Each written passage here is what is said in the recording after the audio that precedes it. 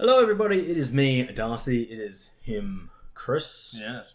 And welcome back to the podcast. The show where we sit here for about a time and generally talk rubbish. I'm glad we dropped the for about an hour. For about a time. Because it's not. It never is. No. As always, we may as well get started with the channel news. Yes. We hit 24 subscribers briefly. Briefly? Yeah, it was kind of weird. I looked at the analytics because I when I was doing stuff yesterday, like putting up the video for today, it was like, hey, you got a new subscriber. And I was like, oh, sweet. Why does it still take 23? And I looked and it was like, we had a subscriber for a day and then they dropped and then we lost a subscriber the next day. I went, interesting. Okay, Was that just a misclick? But possible. You know, we were there for a second, Kris. We We were almost at the quarter century. Oh, shit. Almost. Damn. What was I going to say? Oh, yeah. Yeah, so that happened. Yep. Yes, it did. Videos came out this week, as always. Yes. You know, we're always putting out videos. It's almost like that's what YouTube's for. No. But the ones that came out were the second part of Bread and Fred, Yes. where we decide to cheat. Yes. When I say cheat, pretty much we start using checkpoints because, yeah, seriously, Kris was going to kill me. Well, actually, no. I was going to kill him, but either way, one of us was going to get viciously brutalized. Yeah. Yeah. The The other one was Mario Kart. other one was Mario Kart, and that video has done actually really quite well. I think the last time I checked, it was like over 100 views. Shit, I didn't even look at it. I looked at that today. I didn't actually look at I how can't much remember, that- but like I was pretty sure yesterday when I was putting stuff up, so like in the first 24 hours, it was like up to 100 views or 75. It did really well. Let's do that before we go further. It did really well, considering that our average is like 20. We're at 116. We're at 116. Yeah. So yeah, that was cool. Yeah. It's not. That You got to look out for the next one. Yes, the next one. That's going to be a good one. When the weird comment comes out. In terms of other stuff that's happened for the channel, I did some updating, so there's now, you know, a lovely channel banner and stuff like that. Yes. Yes. That's just basic stuff that I've been working on. Me and Kris did a special video last week Yes. that I've fully edited and stuff. I've got to show Kris so that he's happy with it, and then that'll go up as well, which will kind of be like the promo for the channel. And that'll probably also go onto the Patreon once I get that all sorted. It's a bit weird with that video because I didn't have the details beforehand. Your role wasn't hard. No, it wasn't hard, but when we stopped between some recording, you told me to do something else, so it was a brief moment of like, huh? Mm. What? It's like, no, don't. Oh, No, we're recording. This is part of the recording. Okay. So that's been done. I'll show it to Kris, and then probably that will go up in the next couple of days. Yep. More than likely on Friday. I'll spend a little bit of time putting it up. Yes. Trying to think what else. As I said, that's probably going to be the first video on Patreon, just because it's kind of like introducing the channel. Yeah. But again, we haven't really pushed too far ahead with the Patreon stuff because all we really wanted to do was kind of get it going, like actually have something existing, which I've done. And as we've said multiple times, until we've actually kind of locked down what we're doing, we haven't got much to go there. So, Yeah. but once we get back from the snow in a couple of weeks' time, there will be stuff starting to go there. Yes. There might also be some snow pictures going up on the channel under just like posts and stuff. Okay. You know, Yeah. just like some snaps from the trip going up, just so Yeah. you know you can see us in our real life doing stuff. Yeah.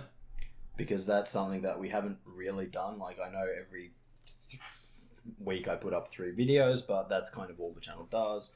And I was like, with the snow trip, that'll give us a chance to put up some posts and maybe get into a thing of like putting up one or two posts a week, just from like me and Kris, like each of us putting up a post and like kind of like, you know, maybe an image of what we're doing and like a little brief description. But, you know, this is all ideas moving forwards. Nothing's set in stone yet, which is, you know,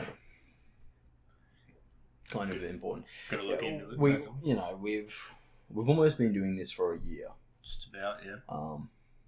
But we've still got a lot to learn and a lot to kind of come to grips with in terms of getting out there and building a community. Because at the moment, it's, you know, we're putting out videos. We if someone leaves a comment and it's like particularly good, I'll respond to it. Or, you know, someone's like, yeah, we love the video, I'll generally send them a message, be like, yeah, thanks, man. We really appreciate it.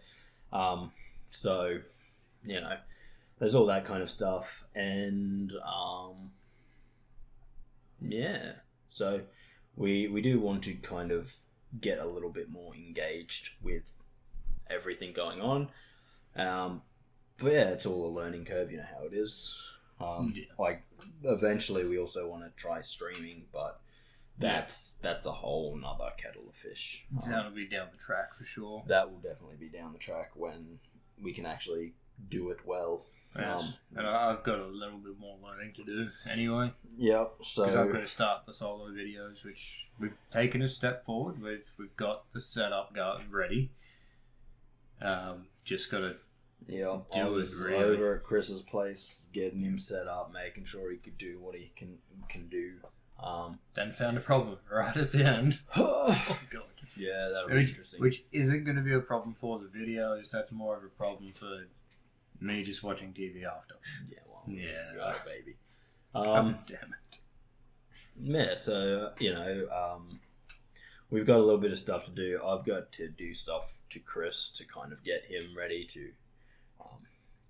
because obviously with the snow trip coming up, I can't take my setup. Well, we could. It's just unrealistic. It's probably the best phrase I can think of. Considering that it generally takes me about 3 hours to redo something here, not really what we'd want to spend almost 6 hours of our holiday doing. Whereas most of setting my it stuff up and taking it down.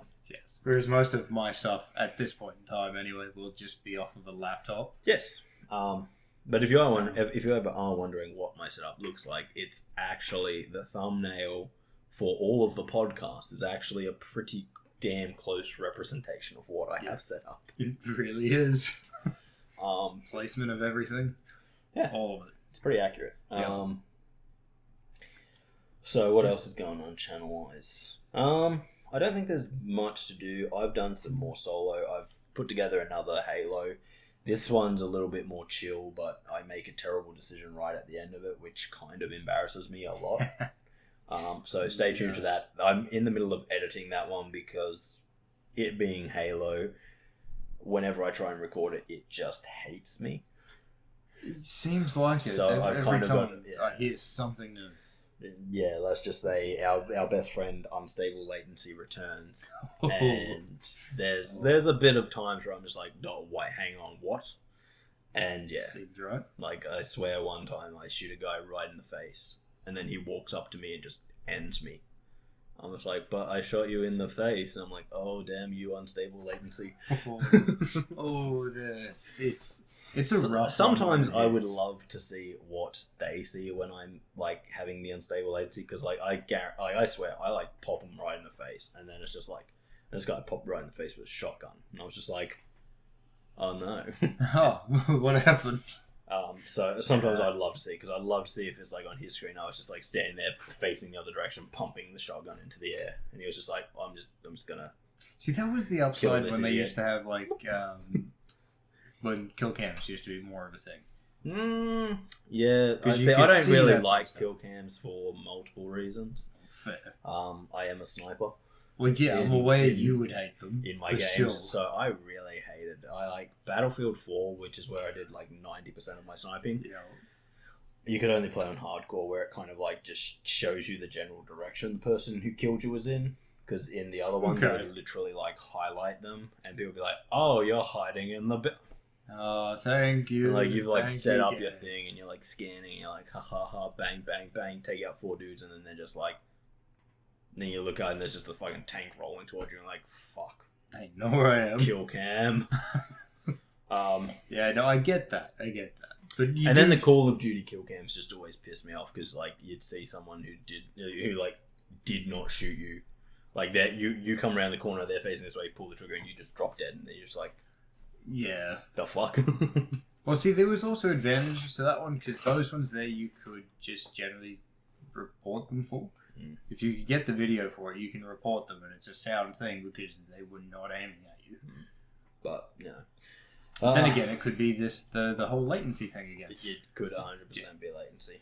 Or you'd like, I can't remember what game it was, but it had a kill cam, and literally one of the kill cams for me was like me like just emptying a clip into a guy, and you see they're hitting him because he's getting the hit flashes, and you're like, so you're cheating, right? And he's like, I'm not cheating. It's like everyone's just on the server, like, yeah, so we know you're cheating. He's like, I'm not cheating. It's like, you have 50 kills and 0 deaths, and all of our kill cams showed us you getting peppered with bullets.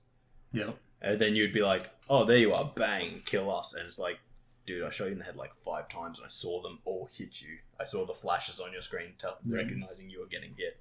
You've just got some fucking god mode on. No, I don't. Oh, the dumbest cheater I've ever seen.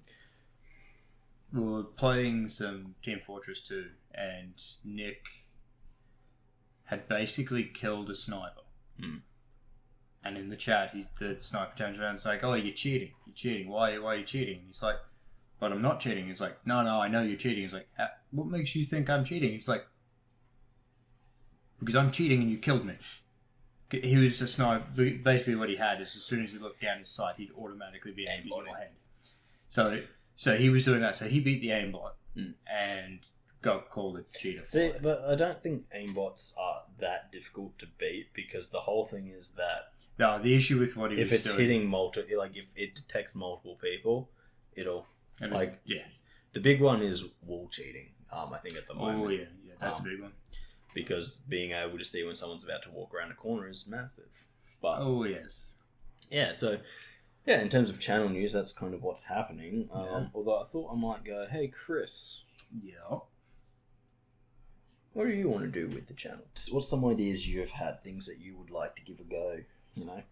Well, the biggest thing at the time is actually just get into the recording. Me doing the solo stuff, me then editing it. I do figure that, but yeah. When I say that, I'm like, because, you know, a little bit of behind the scenes stuff from me and him is that generally I'm the one calling the shots. I'm like, okay, we're going to do this, we're going to do that, you know? So, like, given access to pretty much everything that we have for work, which is everything I own pretty much. Yes. What's some things that you would like to do channel-wise going forwards? We know that one of my future goals is to be able to play board games and stuff. Yes, that is a great one. That's far future goal though, because first of all, we'd need a few more cameras. Yes. We currently have 2 that we could use, but we need more. Yes. Then we need space, time, players, you know, all of the whole friends thing comes forward again. Yeah.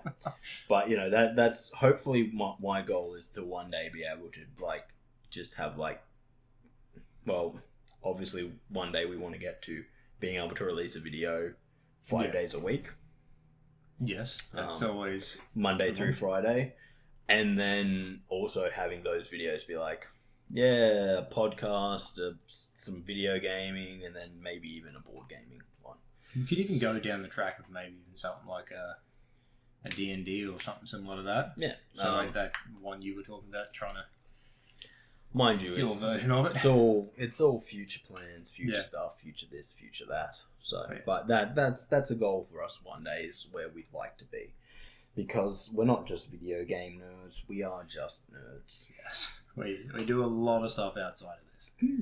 I do. Well, yes. I played cricket on the weekend. You did. I heard. Well, see legs. See, that'll be something else we could even get into. Is we don't do it as often as we used to, or even that brief point where we went out a few weeks ago. That was more than a few weeks ago. But anyway, point is, we could do stuff like getting a few people together and doing like mini games of like a basketball game and that sort of stuff. Absolutely. That'd be good as well. Just doing that sort of stuff. Ideally, as I said, we want to get to a point where we can release stuff every 5 days a week, Monday through Friday.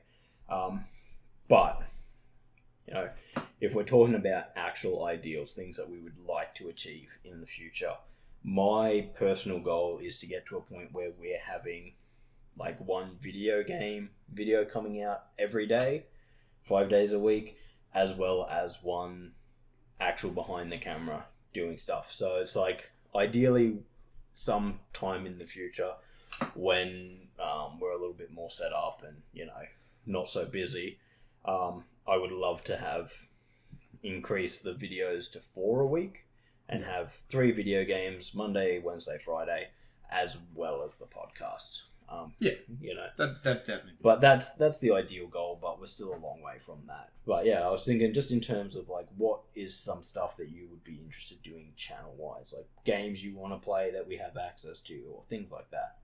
Well, I'm still trying to think of what games I want to play just solo, to be honest. I've got a couple of ideas, as we've gone through, doing Spider-Man, at least the first game, and then running into the second game when I eventually get that. I will say PlayStation have really shot themselves in the foot with one customer that I know of. Oh, yeah? This guy. Yeah. Yeah. By putting, I am someone who doesn't mind waiting for things because my backlog of video games is so vast. Yep. You seriously, I will never play them all. Neither will I. We might play different ones. Ideally, if this can become our job, maybe I will get to play them all because I will literally be paid to play video games. True, yes. But as it stands at this moment, my backlog of video games is so massive that, Sony being you can now get our PlayStation 5 games on Steam, but you'll have to wait a year. It's sure, I'll wait a year. I don't have to buy a PlayStation 5. I really don't care if we're going to wait that long. And exactly, because I won't play it for you. I still have PlayStation 4 games that I'm not finished. I haven't even played The Last of Us 2, finished Horizon Zero Dawn, let alone even ready to go into the Western one. Forbidden West, yeah. I don't know what they're called. It's the Forbidden West. There you go. So them being you gotta wait. The fact that I just found the new Ratchet and Clank on Steam a few weeks ago. It is on there. I'm that is one of the PlayStation 5 games that I was oh man, it might be worth. And that's a net bonus to me. Yeah. Because eventually, ideally I would love to get a PlayStation 5. That way I can move the PlayStation 4 up into my bedroom so I can play PlayStation 4 games in bed. That's fair. That's the ultimate dream, am I right? Oh, it is. But I am also incredibly worried about the PlayStation 5 falling on me. Which is why I can't go in your room. And killing me. Oh, yeah. It is not small. If you don't have it, it's not small. It's not small. And it's full of things that will come out and bite your face. What? I'm pretty sure Magic 8 Ball said that the PlayStation 5 has things inside it which will come out and bite your face. Oh, okay, fair enough. Well, we're all screwed. That's dangerous, so... Yes. But other than that... definitely want to probably get into the is it FromSoft games? Oh yeah. So going back into all of bit of Elden Ring, bit of the Dark Souls series, we have had a that sort of plan. stuff. We have had a plan to do that. Obviously we haven't started yet. Well, we probably could soon now. Well, very soon anyway. I kind of want to hold off a little bit longer because the plan... Well, technically, you could record them first, which would be fine. The plan that we've had... I've talked to Kris about this, whether or not he can remember it is his brain. Yes, I'm aware. Is that I haven't played any of the FromSoft games, and so... I basically pretty much start playing a fresh character, and we go through. No. I start a new character. Oh, that's right, and I told you. Sorry, literally sit beside me, being my wise guiding light. Yes. And the reason I've been holding off on that for so long is I kind of want to wait a bit longer, so get a little bit more traction channel wise, and then kind of go because that's kind of once that situation's done, it's done. Yeah. We can't go back in time and take me back to a point where I haven't played that game. That And is sure, true. there's 7 of them now. Yeah, there's a few of them. So there's Dark Souls, there's Bloodborne. So there's actually three now we have access to Demon Souls. There's Demon Dark Souls, Souls, Bloodborne, Dark Souls 2, Dark Souls 3, Bloodborne, Sekiro. Sekiro, and That one's a tough one. So there's Sekiro, Bloodborne, and Demon Souls, as well as Elden Ring, Yes. and the first 3. So 7. Yes. You could go into those types of games as well, and you can go into stuff like Neo. Yeah. And Neo 2. Yeah. So you can do there's those there's sorts a of ones bit of there is room there, and I would be playing them pretty much main story wise. That would be the goal. I wouldn't go through all the extra secret. Oh, do this 100% completion, because that would just be ridiculous. But me playing, Kris guiding me through and trying to get me through the story with as minimum deaths as possible. Yeah, it's going to be a tough one. But As I said, maybe as someone who's never played them, maybe I'm just naturally talented. As for Elden Ring, that was, I'm pretty sure, one we were discussing doing that one together. I actually have played Elden Ring though. This is the one thing. I have played about 2 hours of Elden Ring. Oh yeah.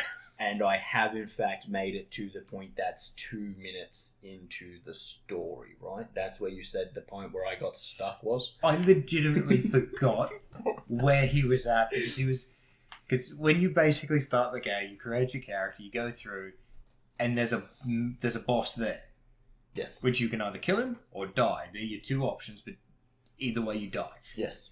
If you defeat the boss, you get an item. You go to a certain point, the cliff breaks. That's it. Right. Hasn't even made it to that. I made it out the front doors. I forgot about that, because I know with a lot of there's a bunch of Dark Souls games that do it. You pretty much die at the start. Yes. There's Dark Souls 2 is probably the only one that doesn't specifically have that. Dark Souls 3, yes, it does have the ability to do it. In a lot of them, you can beat it. Yep. Straight up. So Dark Souls 3, I know I beat it straight up. Dark Souls 1, I couldn't. Mm-hmm. That was a tougher boss, but then the controls are very vastly different as well. They're not as Isn't good. the first boss the Asylum Demon? No, I don't believe it's the Asylum Demon. It's been a while since I've looked at it, so I could be wrong. I have never played Dark Souls, but I have seen a lot of people because there is actually 2 demons in that building. There's the one that you find first, but then when you come back later, you get a key. You can go further down, and there's another one there. Okay. I just can't remember which was which. I'm pretty sure the Asylum Demon is the big fat one who you're not supposed to fight. You're supposed to just run through a door and then come around and fall on top of him. However, you can. Oh, you can, but it's supposed to teach you about falling damage and how, because you have a shit. Don't you start off with a rusty sword and it's a broken It's a piece broken of metal? sword, yeah. Oh. Yeah. Yes, you start off with something really crappy. So you can barely damage him. If you can time your dodges right, you can beat it with ease. That's Dark Souls, isn't it?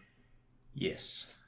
In a lot of cases, Dark Souls is learn the patterns and then you will get. But yeah, so done. back to Elden Ring, the game I've played 2 hours of. I spent about an hour and 45 minutes making my character. Yes. Even though I know there's not that many options, it's just I'm a panicky bitch. Oh yes. And then I got out. I started in the church that you start in. Yes. I walked out the doors. There was just all of these little bloodstained things. I had no idea what they did, so I spent time looking at each of them. And it turns out they were just people running off the edge. And I was like, well, that looks like a bad idea. Yeah. And then I found a bunch of writing, which I just spent time reading, and most of it's pointless. most of it was lies, actually. All the time. Someone's just praise the tree, and I'm like, that is not a tree. That is a statue. It's all the time, and then you'll get up to a wall at a certain point, and they'll tell you that it's an illusionary wall. Right. It's not. It's not an illusionary wall. But yeah, so within 2 hours of playing, I had literally made it down a staircase. Oh, I can't wait till you run into your first mimic. Right. I'm not going to tell you how to tell the difference. It's a treasure chest. Yes, but there is a way to tell whether it's a mimic or just a standard treasure chest. Hit it.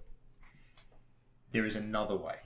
I'm not going to tell you how to do it. I just generally hit them with a fucking stick. Yeah, look, there are two ways to tell. Yes, hitting it because it'll stand up and it begins the fight, don't. and it begins the fight with it already damaged. It just fucking stands up, points a big fucking hand at you, and just oi. You can, however, destroy chests as well.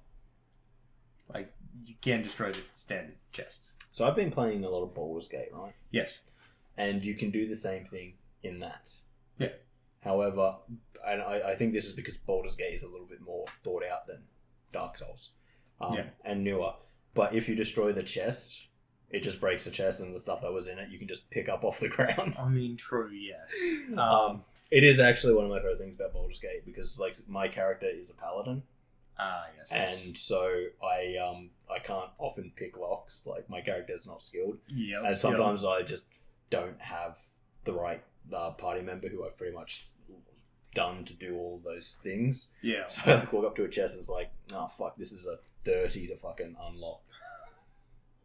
Jesus I'm Christ. up, bang. Yeah, look, that's fair. But knowing that you're just gonna walk up and hit it, I'm gonna have to tell you how to tell the difference. It's the fucking chain. Right. There you go. It'll either be in a hook shape or an S shape. Right. So if you... They're meaningless to me. What's that? So they're meaningless to me.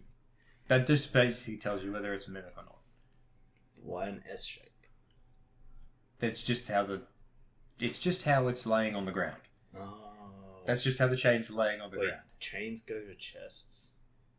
The chests. Yeah, there's a chain on every chest. I don't think it's chained to the ground, but there's a chain attached to it. That's gone weird. But either way, it's Were they afraid that their chests would run away? Maybe. There are mimics in Baldur's Gate 3. Yes. You know how you tell them apart? How? Generally, they have eyes on them. Oh, well, yeah, no, not the But also, you can just come running in and hit them. Well, yes, you can come running. That's always the case. But if they're not a mimic, you just break the chest and then you're like, oh, fuck, now I gotta pick all this shit up off the ground. Yeah, rather than just getting it out of the chest. Let me tell you, when there's like one piece of gold in there, you're like, oh, fuck, where did that go? Ah, damn. Yeah, no, that's all this wood there, I can't see it. Fuck. No, but if it's been a while since I've looked at it, but I'm fairly certain the hook was the mimic. The S shape is a standard chest. Squiggly's probably the better way to say it. Yeah, man. But yes, that's something we've been planning to do pretty much since the channel started. Like, also we've been planning to do Minecraft since the channel started. We just really haven't gotten an idea on what we're going to do with that yet. But yeah, my biggest apprehension with that is that once we pull the trigger on that, we can't unpull it. That is true, yes. Which we can actually do with a lot of stuff. There's quite a few things that we filmed which wasn't the first take, if you catch my drift. Yeah. Even though it was our first video in that. It's like, no, we've done this a million times, but it doesn't matter because we start at net zero. Well, unfortunately, when it comes to video games, once you learn a bit about the video game, you can't unlearn it, and that's kind of what the whole gimmick with that kind of video would be. Unless you just don't play it for like 10 years, come back to it like, how the hell do we do this again? True, but even then there'd still be some knowledge. Well, yes. They're like, hold on, you gotta do this, and this guy. It's like, someone I was at college with was playing Dark Souls for the first time. Yep. And they went, I just went down this staircase and found a really big tall dude. And so I just started wailing on him. He killed me in one hit. And I was like, wait, what? And they're like, yeah, in the starting area, there's just like this staircase that goes down. And there's just this big tall dude with horns standing there. And like one of the other guys who played Dark Souls before was like, oh yeah, you shouldn't fight him. And he was like, yeah, no, I just kind of walked up and just started wailing on his legs.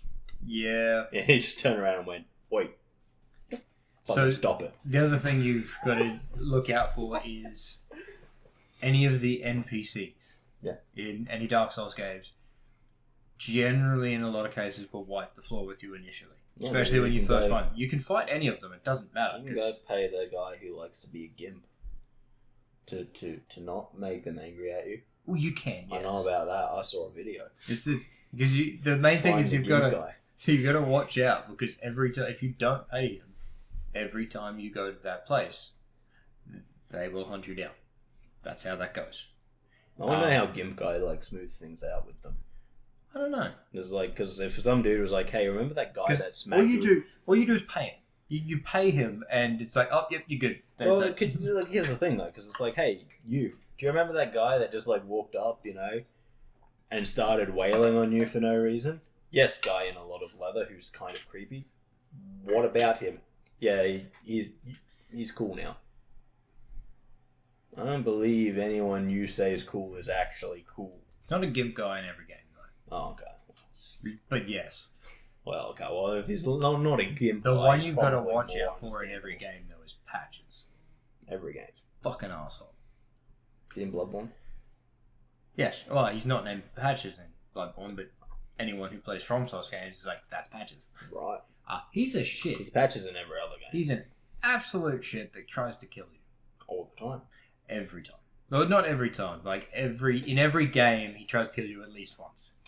Isn't like the whole thing though that you kind of, even if you know it's coming, you can't really avoid it in a lot of situations? Yes. Yeah. See, that's what's stupid about FromSoft games. Yeah. Fair. If I know about it, I should just be able to be like, hey, dude, no. Well, technically... No, but seriously, look, there's a giant hole there. I won't kick you down it. No. Yes.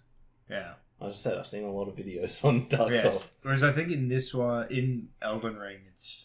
Hey, look, there's a lot of shiny crystals. He doesn't do it specifically, but... but... kick you down a hole. I think he's by a chest. Oh, fuck. And to teach you not to just open chests and steal the stuff that's in it... Why? It teleports you into a dungeon. Or sort of dungeon. It's like a cave system more than anything else. Does FromSoft not know how games work? I'm the hero. Anything that's in a wooden box belongs to me by default. Yes. Yeah. Excuse me, that's mine. But that's the thing. No, but this is all of my family's. It's mine. You made the mistake of being an NPC in an RPG with a wooden box. You know what would have made you keep that? If it was on that shelf over there. Exactly. I wouldn't have touched it, but because it's in that wooden box, it's Baldur's Gate, in which case, yes, I'm searching all the shelves as well. Oh, yes, yeah, that's fair. Or Legend of Zelda, where it's like, anything in a chest is literally mine. It was put there for me. Anything that you've hidden in pots is also mine, because I'm going to destroy all your pots. If it's in a chest, it's mine. If it's not in a chest and it's just in something else, like in a pot or something like that, I'm going to break it. Oh, absolutely. I break everything. If it's breakable, it's getting broken. Have you ever played Ocarina of Time? No, I haven't. I haven't actually played. The only Zelda game I've actually played is Breath of the Wild. Yeah, we're going to have to get you to play Ocarina of Time. Yes. There's literally a point in Ocarina of Time where I think you walk into the city's vase storage just from the number of pots that are sitting there. Yeah. And you can just be like, rightio. Let's go. And then, like, every time I walk in there and you destroy all the pots and get your money and then walk out, I can just imagine, like, the fucking city come being like, oh, it's okay, we've got heaps of pots to... Oh, fuck. He's been here again. Why? Yeah, no, it's... Why does he keep going back destroying the pots? I keep putting little bits of money in there, just because I think it might be safe. You're rewarding him. Yeah. But yes, I destroy everything because there is one game where it's like occasionally there might be something hidden in one of the pots. It's like how I play Baldur's Gate though. Yeah, like, you destroy everything. As someone who's been playing a lot of Baldur's Gate, like to the point where I almost haven't been playing anything else. Yes. Whenever I'm in an area where I'm technically allowed to be, but I know it's going to end up being like an enemy point later. Yeah. Because it's kind of like you're allowed to walk into places and be just like chill. But it's like, this is the enemy's main camp. You've sweet talked your way in. Yeah. And it's like, okay. And I just go around stealing everything. And when someone's like, hey, you shouldn't be stealing that, I'm like, good point. Walk up to them and then just smack them in the head with a hammer. It's like, okay, well, I killed that guy, so now I can steal all the stuff that I was stealing. And when everyone starts attacking me, they're going to be one guy short. I like that idea. I like it. Yeah, I accidentally had to kill like a whole floor of people. And I was just like... Oh god, there's like 6 of them, so I just like running around smashing them all to death. Yeah. And then it's like, all because I was caught in an area I wasn't supposed to be twice. Like the first time I talked my way out of it, the second time I was just like, and like the little thing popped up, attack. I'm like, yeah, that'll work. Because that sounds good. That isn't like, you should actually play Baldur's Gate because it's so fucking nearly every conversation you have with good people, bad people, people that, you know, are not even related to the stories. Like, there's, like, leave the conversation. But, like, I would say probably at least 75% are just, like, the one above leave the conversation is attack. So it's like, you can just be having a conversation with someone, they're like, oh, I don't know what you're talking about. And you're like, okay. Screw you, bye. Attack. Bam! I do like that. That's good. I like that. Yeah, I'm actually, and like you can just like, at any point, like it is such a good game in terms of like being a role playing game and being a Dungeons and Dragons role playing game, because like you can be walking just through the streets of the town, and all you've got to do is like press a button and you can just start swailing on people. Okay, I do like that. So you can literally be chaotic evil. I like it when they put that sort of stuff in the games, or like stuff that should just be there. No.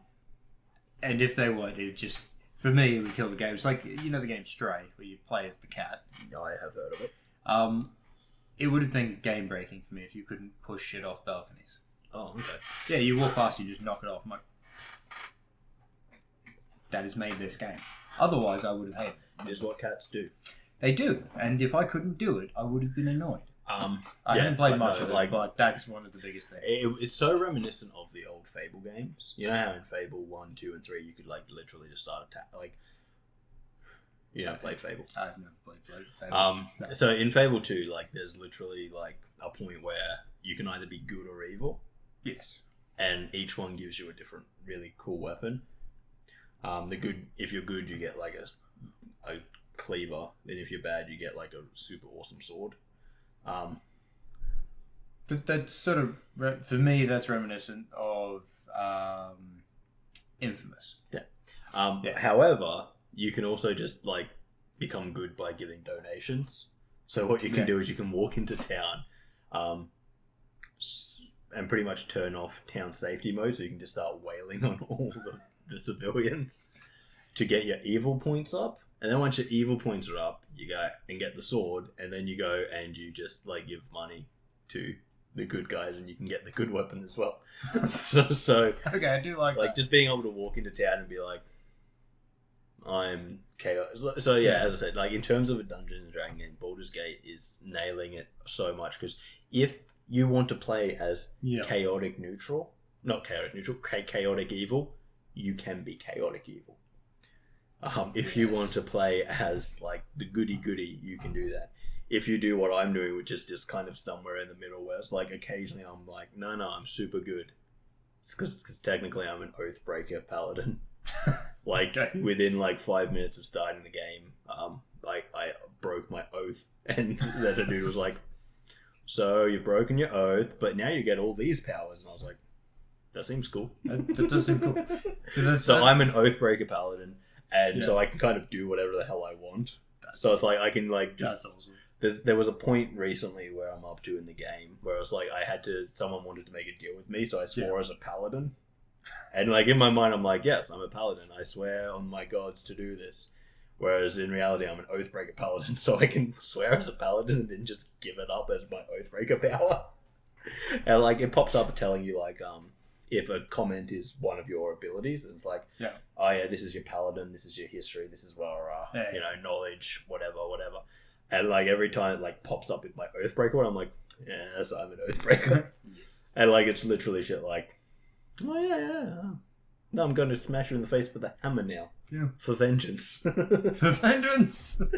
But yeah, so I'm loving that, and like the fact that you can play it however the hell you want is just absolutely brilliant. Like if you feel like it, you can literally just walk around being like the apocalypse. I kill everyone who I come across. Well, see, that was what I did with Infamous, but like when I first played Infamous, it was back when I didn't have access to a lot of games, so I played the shit out of the game. So I actually worked on getting the platinum trophy for the game. Mm-hmm. So generally, what you do is you start off on normal mode because you can't unlock hard until you've done that. Yep. And you be good on that one. Right. So you avoid all civilians. You don't kill anyone. Go through that. Blah blah blah. Then you go to hard. And because it's harder, what you do is you just don't care. There's another game like that. You kill everyone because killing people gives you experience towards the evil side. Yep. Whereas when you're being good, not killing them doesn't give you experience. Yeah, I think it's a thing. So I would just go through, but yes, Vampire. I found that the Did you ever play Vampire? No, but I had access to it. Yeah, well, obviously it's on your Xbox. I had access to it before then. Yeah. Peter had it, and I just never grabbed it off him. Right. That's got a morality system like that. Where it's like you can make the game easier for yourself by just like feeding on pretty much everyone. Yes. But because that'll get you experience. But the more you do that, the worse it becomes. Kind of like Dishonored. Oh, okay. Yeah. But no. Yeah. As I said, I am so currently in love with Baldur's Gate. I think it's such a fucking wonderful game. Oh yeah. That I'm just like, yeah, okay, I'll finish the story as my Oathbreaker Paladins, like, and then I'll probably start another story as someone else. Yeah. Because it's like, you've got all the pre-made characters who you can... See, if I play that game, we're really going to have to start D&D. We're gonna like, you can play as one of the pre-made characters. Yeah. Or if you can make your own character, they all become party members. Oh, okay. Like people you can have with you. And it's like, so you can play with pre-made characters, or you can make your own. And like there are one of the things, like I have to show you, there's a video by Axeman, and his character is a Dragonborn, but he has, I think it's called like something like Uncontrollable Urge or something. Okay. And it's like occasionally it'll just roll for his Uncontrollable Urge or Uncontrollable Instinct or something. It's called something like that. And he'll just do something random. Like the one he put in his video that I want to show you is like he's standing there with a squirrel. It's like, oh, it's the cutest thing you've ever seen. And if it were up in a tree, that would just be brilliant. And then it rolls, and I think he succeeds. Oh, and then he just fucking yeets it into the distance.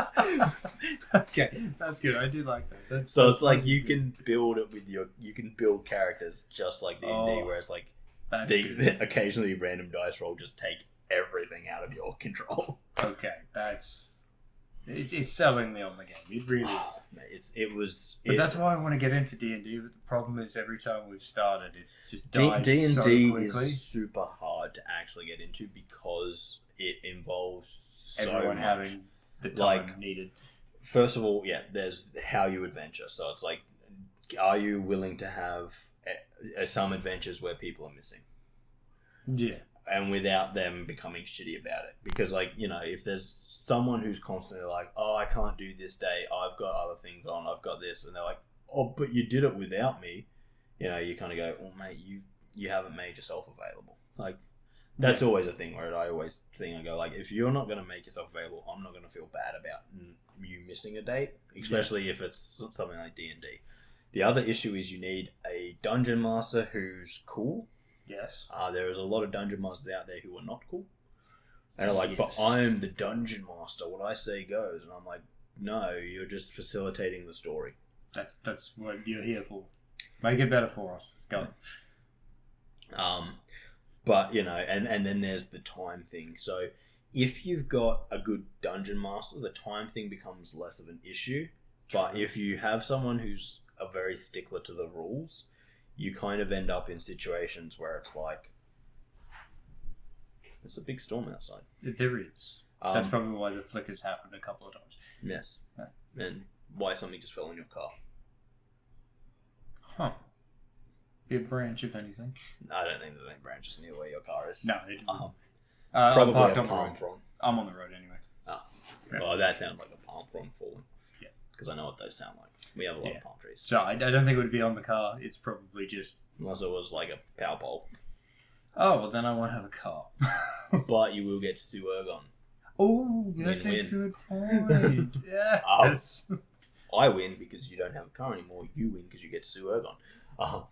Yes. Win-win. No, but like, I've played with a lot of people, and like, I think a massive gift in being a DM is being able to make fights short and sweet. Nothing is worse than when you've played a 3-hour session and 2 hours of that have been a single fight. Or half of a fight.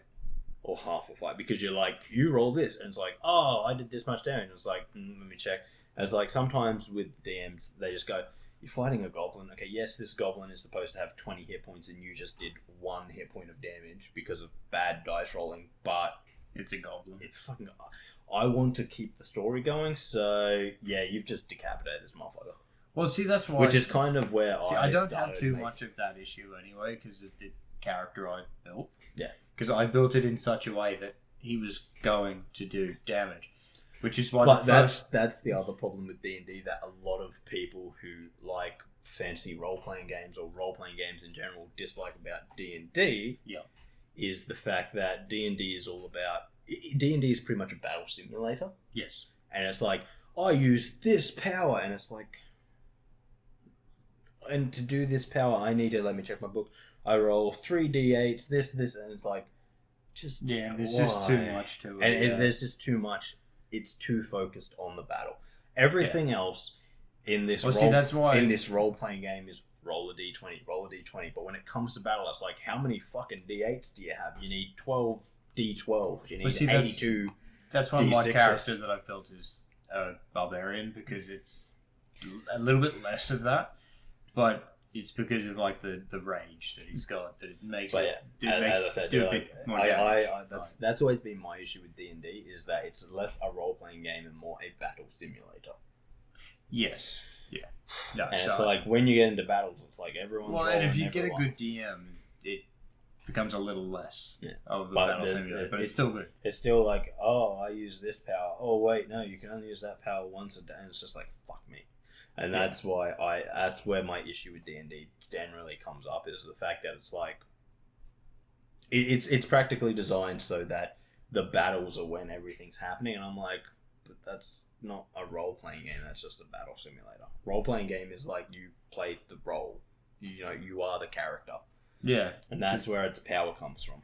Yeah, because my thing is, what I did is, the first kill I got in the game that I played with the last character I made was... It's an 8-foot Goliath, about 200 kilos. I think it may have made him like 250.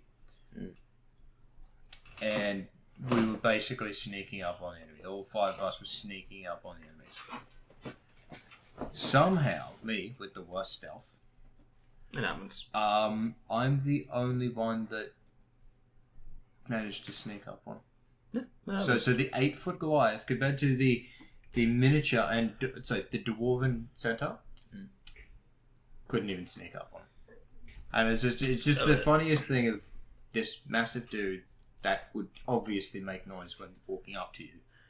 But that's the only one that's the beauty of, and that's what I enjoy about the game. That's the beauty of D&D, because that's the type of stuff that it seems ridiculous, but it happens. Yes, it's like I tell you about the time we played the Warhammer 1. Yes, and literally on the day where we were all like, "This is the last one. We're all planning to die." Oh yeah, that one. But I just could not roll anything under a crit 20. Yeah, and so I was like going along there, and the DM's going, "You can't do that, that's stupid." I'm like, "Yeah, but I'm going to do it." And he's like, "Oh, you gotta roll high." And it's like, nat 20. And they're like, everyone's just like, bam. And I'm just like, you can't fucking stop me. No. The universe has decreed on this day, I am the luckiest motherfucker and can do whatever the hell I want. Oh, 100%, yeah. The universe has decided that your DMing has been so terrible for the last 2.5 weeks that today, the insane man gets to run the story. Insane is the correct term as well. Fuck, did I have fun? Oh, I would have too. Like, holy shit. But so here's an interesting one for you. And that was still channel news. That, well, technically we'd moved on a bit, but yeah.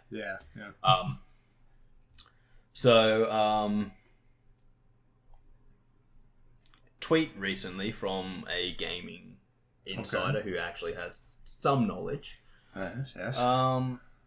About rebooting Halo. Rebooting Halo. Okay, yeah. I haven't seen the tweet, I don't. Well, it's a big long tweet. Ryan, what's his name? Ryan McCraffy? I don't know. Something like that. But he's big in the whole thing. I found out about this via YouTube today. Was talking about how, because of some of the unsuccessful stuff and the fact that a lot of the lead designers from the Halo have been laid off and all of this kind of stuff, that it's about the time where if they would start looking at rebooting Halo. Okay. And I don't know about you, Kris, but for me, that would be kind of the worst situation I can possibly see. Look, game reboots recently just haven't been good. They haven't been good, and more importantly, is kind of like, well, exactly what you said. They haven't been good. You think about everything Halo that's come out recently. Even Infinity, which I will defend to my dying breath. Go watch last week's Podwork. Yes. Podcast, not Podwork. Podwork? Go watch the Podwork. Podrace? Podrace. No one worth betting on. Maybe we should do a weird video where we make cardboard pod races. We'll go for a run. But I kind of go like, if you look at all the stuff that's come out with Halo since Bungie left, yeah, a lot of it has been, including Halo Infinite, subpar. Yeah. Halo Infinite's been the best of it, but the rest of it's been very subpar. Yeah. Maybe with the exception of the movie Forward Unto Dawn. Okay. Which is a movie and not really where you want your good Halo to be. Yeah. So doing a reboot is kind of like saying, okay, you guys have done a shit job so far continuing on, so what we're going to do is let you be shit from the beginning and get rid of and say it doesn't count anymore the actual stuff that was brilliant, good, and made the franchise that it is. Yeah. I think that's a terrible idea. I think that's 100%. Like saying, like, 100%. Because like the whole thing is like, if, with the exception of Infinite, when the other Halos have been less than stellar, you've just gone, I'll just go back and play Halo 1, 2, and 3. Yeah. I'll play some Reach. Because you've only got to look at what they did with Ratchet and Clank. Because I used to play Ratchet and Clank all the time, and I would just replay, and it was replay value. I was doing it all the time. I haven't even finished the latest game because it couldn't keep me there. Rift Apart? Yes, Rift Apart. It literally couldn't. Look, I'm actually looking forward to playing that because don't get me wrong, it's the best one recently. I haven't played any Ratchet and Clank. I've never played it because I was not a PlayStation boy. Okay. But my options for playing are the remake of the original. Yes. Which everyone has said less of a remake of the original and more a tie into the movie they wanted to make. Yeah. Or this one where people are like, it feels more like the it does feel games. Like a bit more like it, but it's still it feels like a Ratchet. It feels like a Ratchet and Clank game should feel like. So kind of like, okay, I'll give that one a go then. Yeah, that's that's definitely going to be the way to do it because they screwed up the remake of the first one. Yeah, so but my thoughts are just like, if there is any thoughts from the Halo development team to reboot, you really need to reconsider yourself and where your skills lie, because the decline of Halo so far has been directly because of your hands. Yeah. And the mess that was the TV show, if you guys had any power in that whatsoever, which you think you would, considering you control the IP, you shouldn't be allowed to do anything new to the story of Halo. You should just continue the story on from where better people left it off, because the TV show was an absolute hot garbage. I've heard. I haven't watched it, but yeah. 4 was okay, 5 was a train wreck, and Infinite gave us hope again. Yes. So let's not throw the baby out with the bathwater and get rid of the stuff that was good, because we're only now getting back on track. So let's keep going and see if you can actually make something that stands up to the Halo legacy before we start going, well, how about we just give you the reins? Start it again, do what you want to do, because we've seen what you want to do, and it's not great. Yeah. I haven't played a lot of Halo, as you know. We've played the whole first one. Darcy and I have done that. Did we play the whole first one? We played the whole first one. We started the second one. Okay. But we didn't get far. Right, yeah.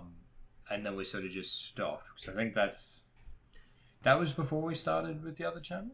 Yeah, that was not... We did something on the other channel, but we didn't actually do... We did something on the channel that I lost, yeah. Yes. Which we hope to do again, but we'll have to use a different count so we know if we get it. Yeah, pretty much. But don't get us right, it's still something very difficult, so... Wow, it's not overly difficult, it's just a pain in the butt. Yeah, okay, fair. The two achievements themselves are not difficult. So it's just a pain in the butt if you try and do them together. and which is what we're doing, of course. Exactly. But there is one point that is actually difficult, is getting through the mob of enemies. Oh yeah, but That's especially the person behind. look, as I said, it's the only thing that makes it incredibly difficult is the fact that I want to do them together. Because if you do them individually, even getting through that mob of enemies is less hard because you can jump. You can jump, or you which can means shoot. that or you can shoot, Yeah. which means that you're not always directly where they're going to be putting bullets. Yes. But yeah, Or so you get stuck on a rock, and the easiest way to get off is jumping, and you do You're it an idiot. in recording. yeah, no, I just thought I'd bring that up because I literally watched a video about it earlier today, and I was just like, Yeah. I may not be a world famous businessman guy who, makes these decisions, but I don't think that anyone could really in any way just justify handing the people that have been leading Halo down into its current place the keys to the kingdom, being like, go for it. Get rid of all the old stuff and start again. And it's like, oh, why would you do that? These people have shown, when it comes to the TV show, complete disregard for this, for the work. And like, I know a lot of people are going to be like, oh yeah, but they own the IP. They didn't write the show. And it's like, but they own the IP. So if, the show started doing stuff they didn't like, they could just say no. They could. And they Stop that, and they didn't. So I don't know, if they were to rewrite it, we might get a fucking game based on the TV show, which would be very, very bad. Yes. But yeah, I think that's enough about that. It's just, I think that's a scary concept. Let's get rid of the good stuff and make the people who have been poor. Which seems to be the common thing for this current point in time. Well, it Movies, does, games, all of Oh, that. we've given you a sequel, or you made a shit sequel. Oh, it's because we didn't want to continue the story, but if you gave us the story from the beginning, we could make a great one. And it's like, no, because everyone hated their original work. Don't give them the ability to say, yeah, we're redoing it all. But hey, talking about that, Star Wars and Disney Plus again. My favorite topic. Have you been watching Ahsoka? No, because I'm still missing quite a large chunk of content that I've got to catch up on. Did you watch the Obi-Wan Kenobi TV show? Yes. Okay, that's a good place. Let's start there first of all. Yes. Right? Obi-Wan Kenobi. What were your thoughts about it? I'm going to say it wasn't horrible, but I was sort of half paying attention to it because it wasn't my... So I haven't watched it because Obi-Wan is like one of my favorite characters, especially prequel Obi-Wan. But I recently was watching something and like a review of this series came up. Yeah. And, it was one of these reviews where they actually put in the clips to show you what they're talking about. They're not just sitting there telling you about stuff and saying, oh, look, that's why it's bad. They would talk about it and then show you. Yeah. And I kind of was watching that and went, oh, God, this is bad. This is not a good show.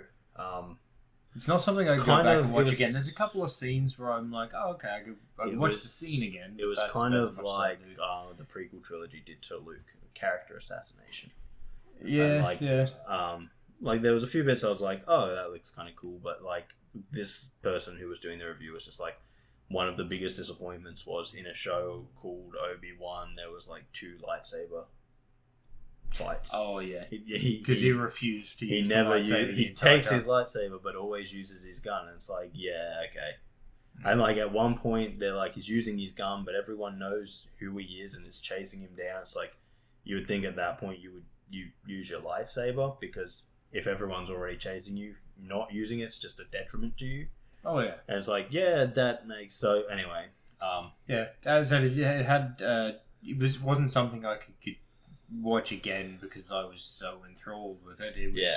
So I guess that leads me I on watched to it my... to see what it was. It kind of leads me on to the point I wanted to ask, which was like, do you even care about Disney Plus and the shows that it's making anymore? Or are you just kind of like, yeah, Disney may own everything, but they're doing a shit job with it at the moment? A lot of the time I'm finding if I'm going to watch any of it, it's just something that I'm going to put in the background.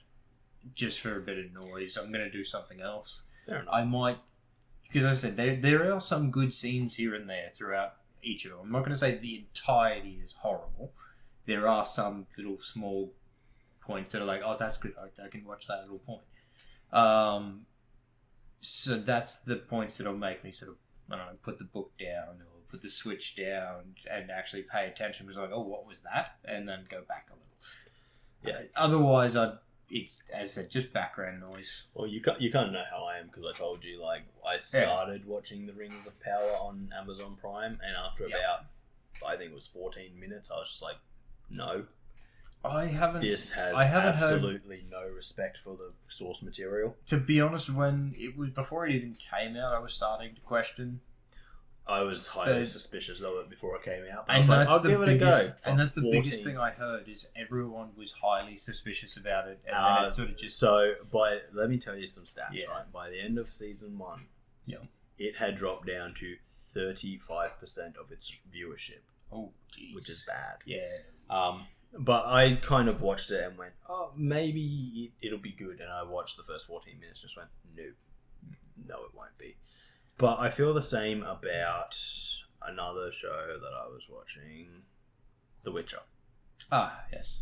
The Witcher and all the noise that is going around that right now, where everyone's like, sure, Henry Cavill's leaving, but it's not going to affect the show much. And you go, I think it might, considering that we pretty much now know that everything that the viewers liked was because of him. Yep. The only parts that the viewers were really connecting with were parts that he was fighting for. Now that he's gone, because he was fighting to try to keep it as accurate to the books as possible. Exactly. Which is why the first 2 seasons were as close to the books as they were. Yeah. Although now I do get way too much Siri and compared to what we should have had. Yes, there are some. But so I haven't actually got that far into the books to see that. Here's the problem that I think is kind of, because I've also been looking up a whole lot of stuff about that, because it's been on YouTube, but it's like pretty much Netflix have just given them heaps more money to continue making seasons. I think they've paid them up to season 5. Okay, and I'm like, fairly sure season 4 is going to have a massive drop off of viewerships and possibly lose money, more money than the rest has.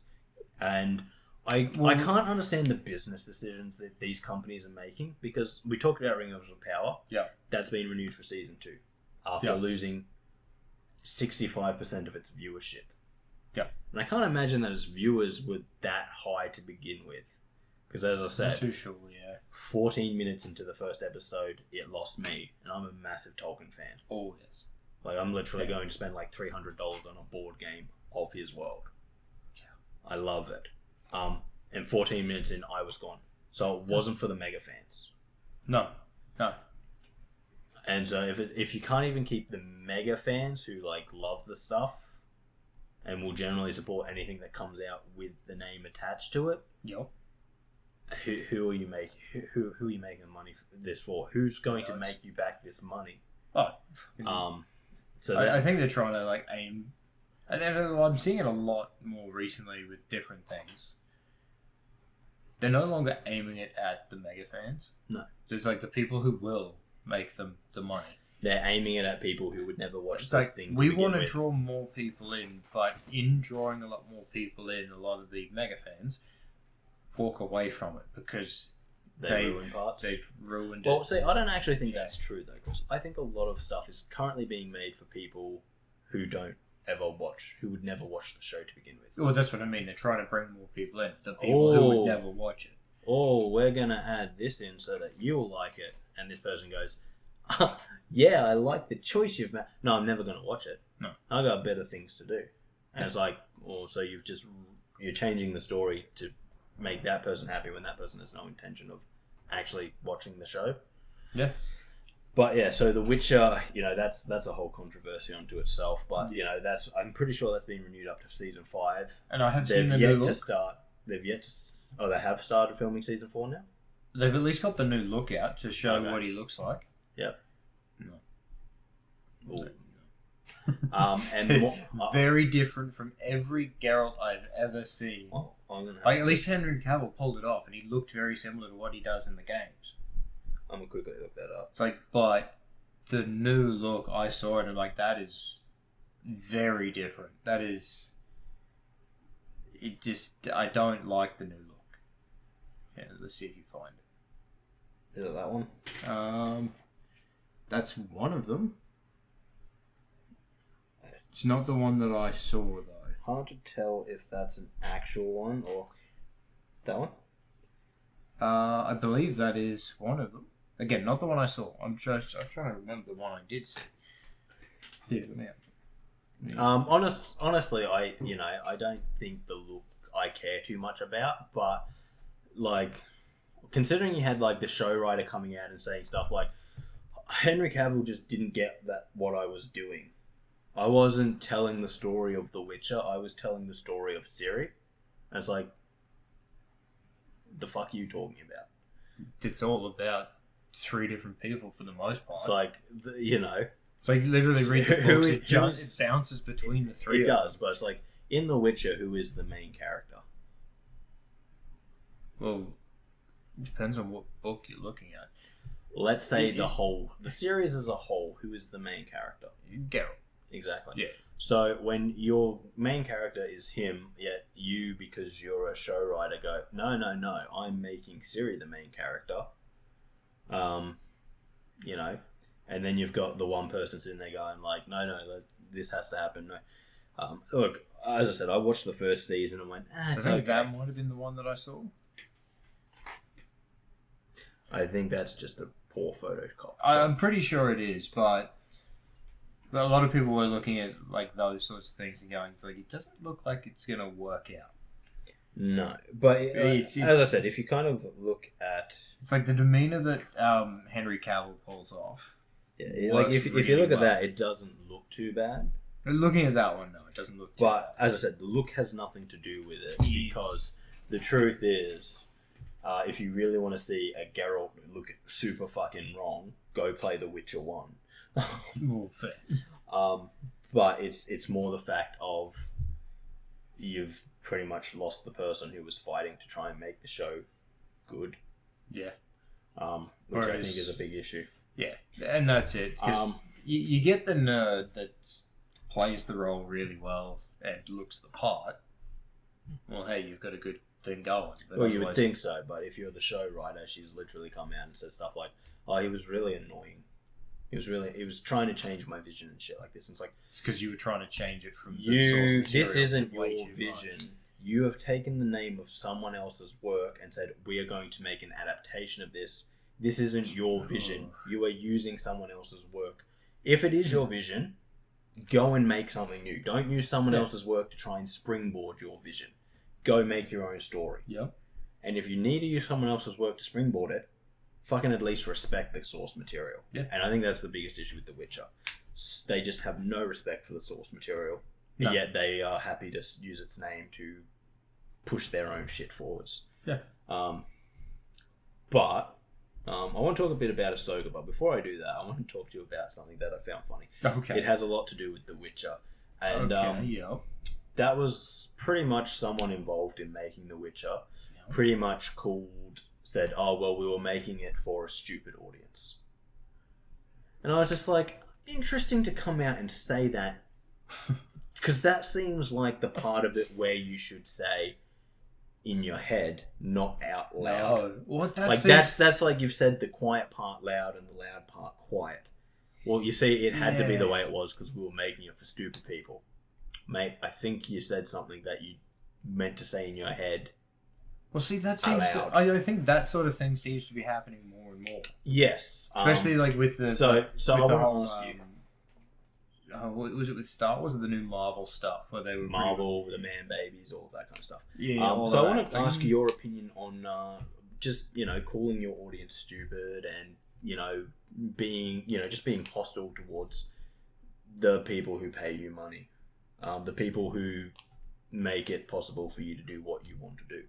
Do you think that's a good idea? Look, to be honest, it's far more idiotic than the people you're trying to write it for. Yeah, no, Yeah. I 100% agree with you. If you Yeah. are making something for people and they don't like it, maybe have a little bit of grace. Yep. Now, I fully understand that there are irrational people out there. Right? Oh, yeah. People that are like, you didn't make something I didn't like, so I want you to die. Okay, well, that's a little bit too far. That's crazy. Just don't listen to them. People who are racist and bigoted and say all these type of things that they really shouldn't say. It's like, I don't like this person because they're a female. I don't like this person because of the color of their skin. That's ridiculous. However, when you actually... the problem is that these people making these media are just putting everyone in that basket. Oh, yeah. 100%. You're complaining about the thing that I made. You're a racist. No, we have literal complaints because you've done a terrible job. Yeah. You've, I don't know, ruined Luke Skywalker. You've ruined Mulan. You just don't like it because you're racist. I had no problem with Mulan being Chinese.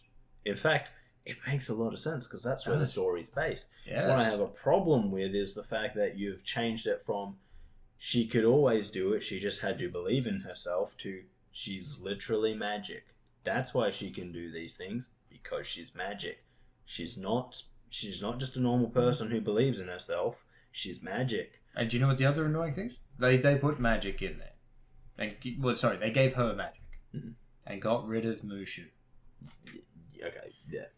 But yeah, I sit there and but go, it's just one of those things. We have an epidemic at the moment of people being like, you don't like the story I'm telling?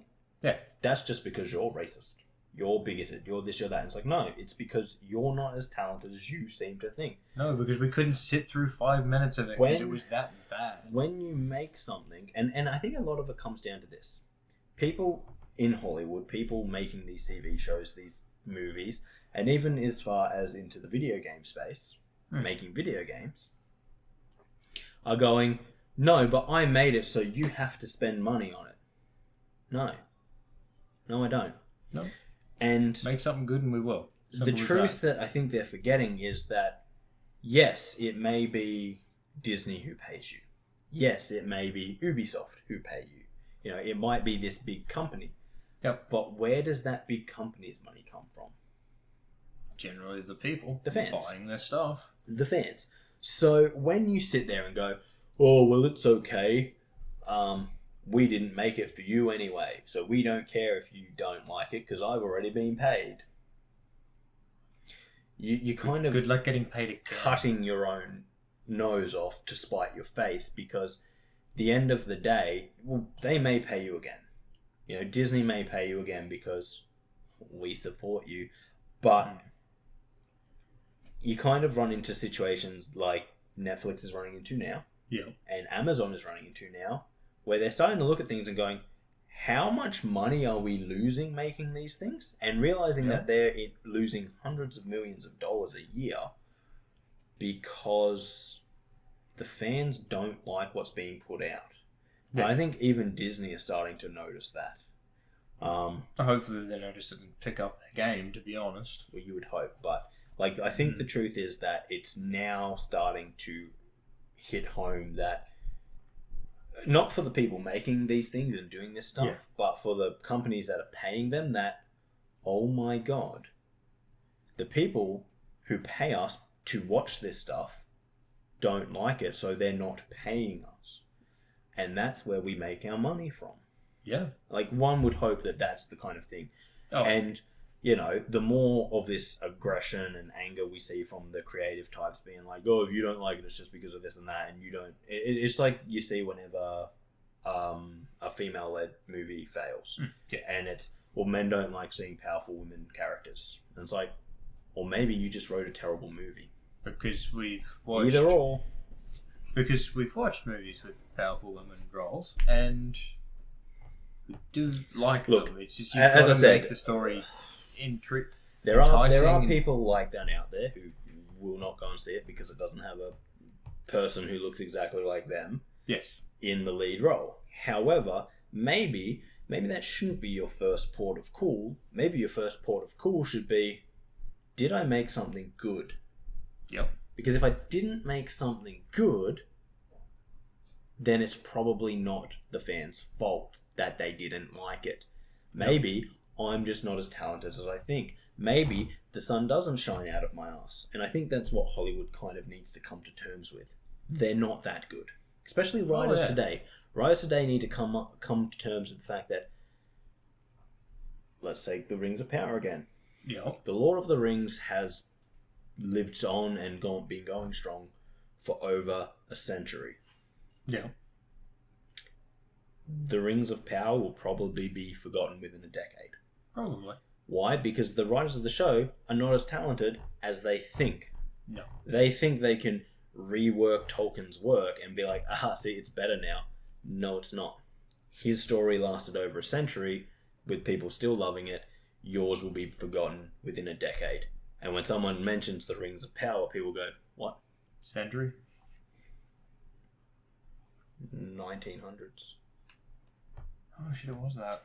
Yeah. So, yeah, it might actually be it might have been 1950s. So almost. That's where I was thinking. I can't remember the exact date, but we're getting close to 100 years, and the fact that some people wanted to make a TV show using their name to promote it really tells you kind of tells you how relevant it still is. Oh yeah. But anyway, let's move a little bit forward. Yes. Whilst being in the same topic and discuss Ahsoka.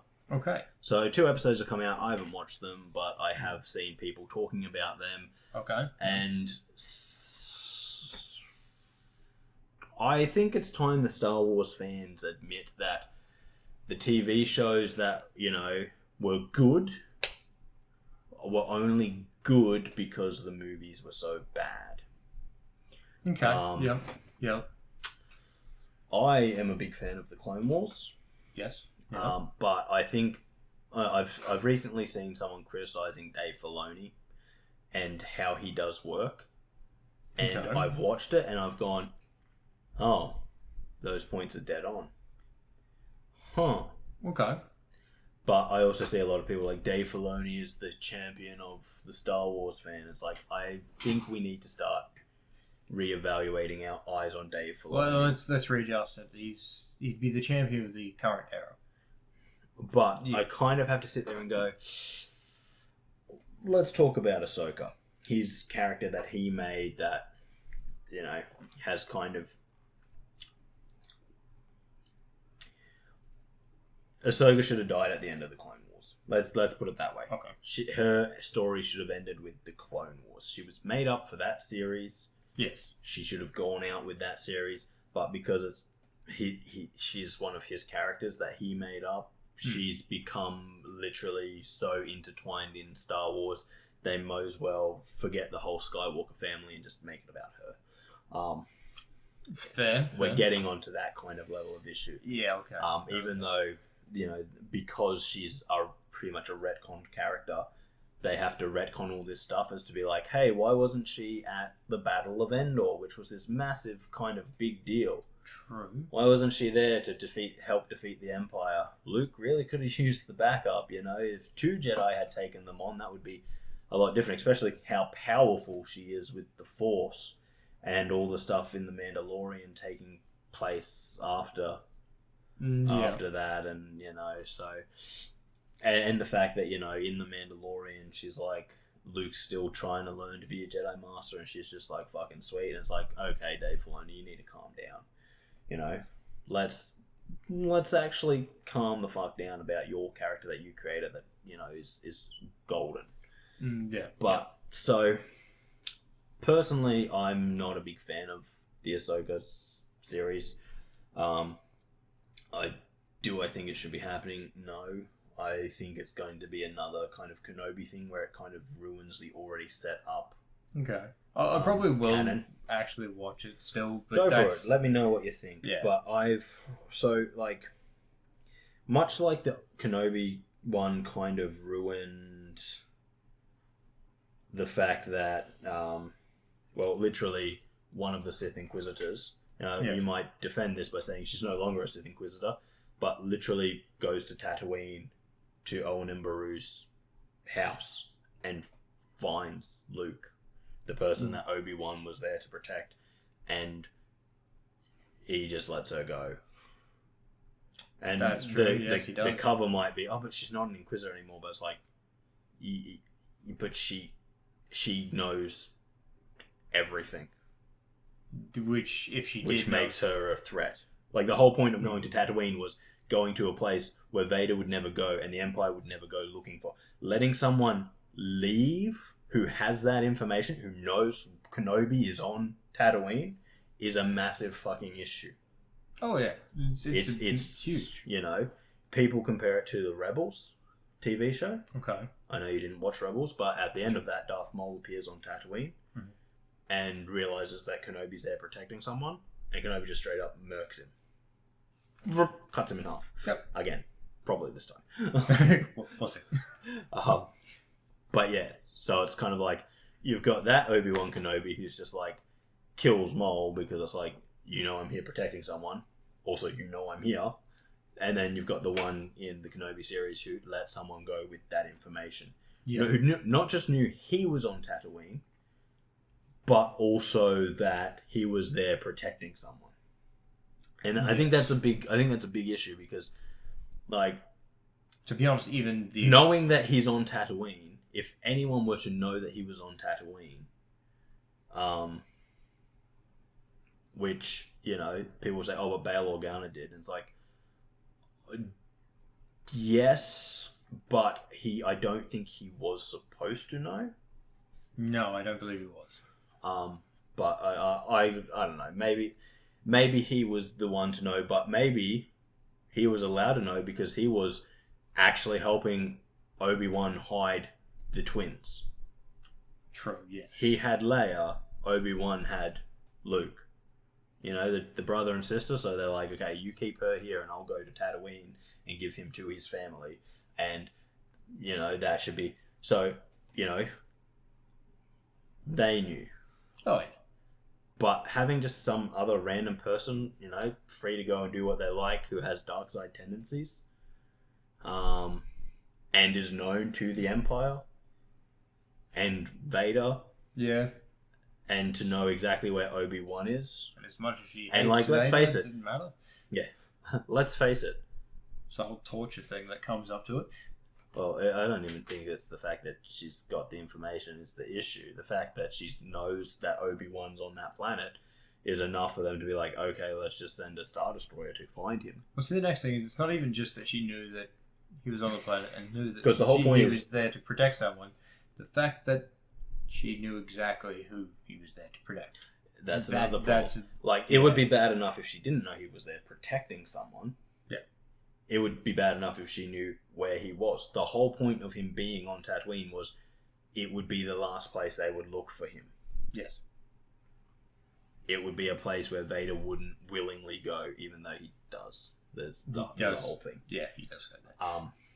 He goes there and just murks a whole bunch of fucking Tusken Raiders. He does. Again, because that's what he rolls like. He does roll like that.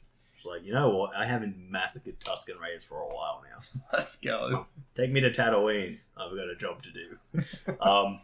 But no, like, the whole point is that... He likes his massacres. He does. Wonder if he... Well, we will talk about that in a minute. Oh, that's right, because he did murder the women and children the first time as well. He did. Yeah. But yeah, so, like, the whole point is that the Obi-Wan series pretty much retconned the fact that we're hiding on Tatooine, so because no one would know we're here, to we're hiding on Tatooine and someone knows exactly where we are and exactly who I'm here protecting and where I am, and yeah, I just let them fucking go. And so I'm like, that's, you know, bad. And he just happened to also not be on planet when she gets there. Exactly. So great job protecting Luke, doing your job. Well, that was because he was trying to then protect Leia, because the others... So good job, you guys, doing your part of the bargain. Exactly. So then he had to go save her, but in the meantime, he had to go back. But again, another plot hole was created. Yeah. Because if you remember, Leia sends Obi-Wan a message. Yes. Help me, Obi-Wan Kenobi. You're my only hope. My father told me stories about how you helped him in the Clone Wars. She didn't Yes. say, "Hey, Obi-Wan, Yeah. help me." Like, you remember that Yeah, time when I forgot was about 10 that. and you came and rescued me, and I spent a lot of time with you. No. See, here's the difference. She was saying Obi-Wan. She never knew him as Obi-Wan. No, she knows he's Obi-Wan.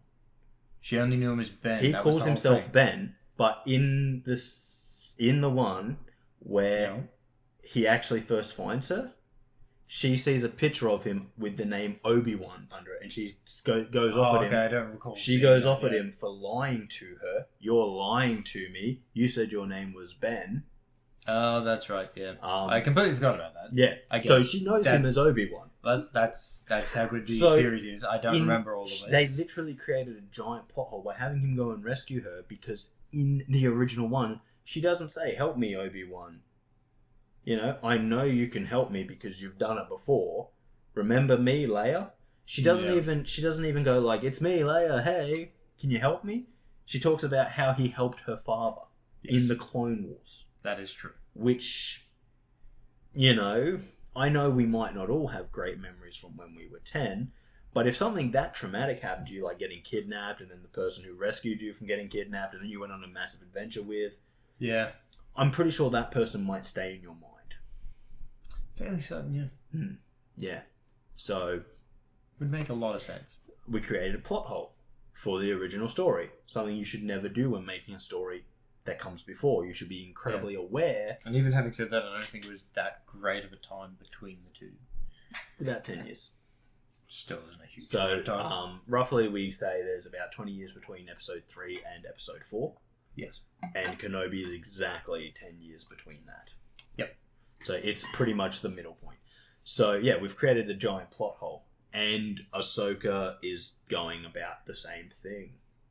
Okay. So, to give you a quick starting point, the very first thing Ahsoka does in her TV show, which isn't the very first thing in the TV show, but it's the first time we see her, she's at a temple on a planet called... I didn't write it down. It's called like Arcada or Arcadia or something like that. Okay. Yeah. Biggest thing to know, the planet is not called Dathomir. True. But the temple was made by the Night Sisters of Dathomir, Okay. Yeah. who were in canon, and I'm pretty sure it's Disney canon, not just the Legends canon, were known for literally never leaving Dathomir, because all of their powers came from the planet itself. Yes. Well, they made a temple on a different planet. So just to start a cult? No, because there's really no reason it should have been there. But hey, Yeah. that's the story. That's the plot. Okay. It doesn't matter. We're not going to pay attention to canon in the world. We're making a TV show. Yeah. So you've got that issue. That's a pretty bad start. Yeah. Yep. Yep. But then she goes into this ancient temple that's derelict and pretty run down Makes to sense. find Makes sense a when map. when they never actually leave their planet. To find a map Yes. to a person in this 1,000-year-old temple Oh, wait, I think I've heard this part. that went missing. Yeah. Just during this rebel era, during the Civil War. Okay, so yeah, no. So someone took this map that's relatively new, like let's say probably less than 20 years old, to an ancient temple to hide it in ancient puzzles. Because she's got to like do this thing in the temple to get the piece that she opens up to get the map out. And it's like, wait, if that's the map to this guy who's only been missing for like, let's call it at most 20 years, why did you have to come to why are you breaking into an ancient temple? Why not like an imperial base or something that makes more sense? Yeah, that one's... Why is it in an ancient temple? Who took it there and went, oh man, I gotta So hide either I this. saw a video on that or Jordan was saying it to me. It's ridiculous either way. Yeah, that's... But that's not even the worst part. Yeah. So lightsabers getting stabbed with lightsabers, you know what killed Qui-Gon? Yep. Yeah, that doesn't kill you anymore. What? So in the first episode, Sabine Wren, another character from Rebels, gets stabbed.